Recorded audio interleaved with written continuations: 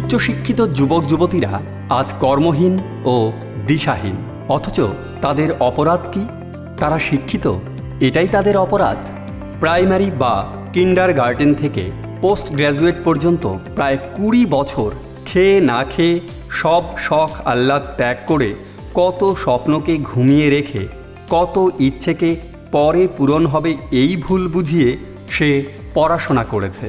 সমস্ত গতানুগতিক শিক্ষার গণ্ডি পেরিয়ে 4 ডিগ্রি অর্থাৎ মাধ্যমিক, উচ্চ মাধ্যমিক, গ্র্যাজুয়েশন ও মাস্টার ডিগ্রির পর তাকে জানানো হলো এই 20 বছর ধরে সে যে পড়াশোনা করেছে তা তাকে যোগ্য করে তোলেনি। তাই প্রাথমিক বা উচ্চ বিদ্যালয়ের শিক্ষক হতে হলে তাকে আরও 2 বছরের ডিএলএড বা বিএড করতে হবে। যদি কলেজ বা বিশ্ববিদ্যালয়ের শিক্ষক হতে চায় তবে আরও 5-7 বছর নষ্ট করে এমফিল বা পিএইচডি করতে হবে।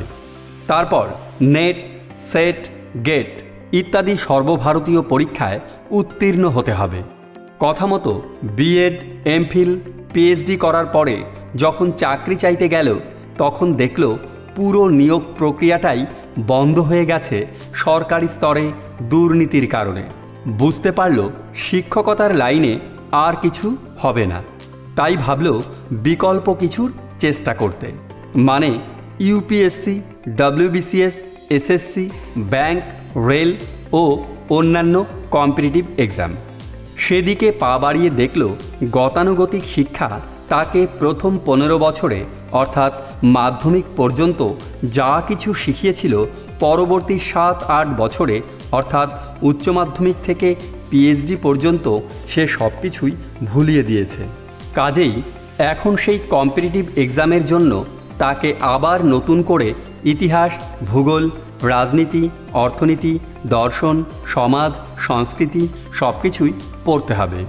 তার বিগত 20-25 বছরের শিক্ষাজীবন আজ একটা সামান্য ক্লার্কের জন্যও তাকে তৈরি করতে পারেনি।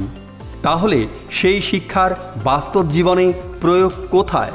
কেন এত বছর পড়াশোনা করার পরেও আবার আলাদা করে চাকরির প্রস্তুতির জন্য বছরের পর বছর পড়াশোনা করতে হবে?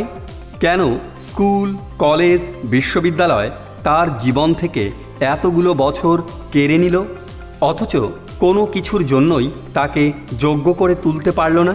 তার প্রাপ্ত সেই সার্টিফিকেটগুলো এখন কি শুধু এক ফালি রঙিন কাগজের টুকরো? লক্ষ লক্ষ শিক্ষিত বেকার যুবক যুবতী আজ এই প্রশ্নগুলোই করতে চায় এই সমাজ সভ্যতার কাছে। আছে কি উত্তর?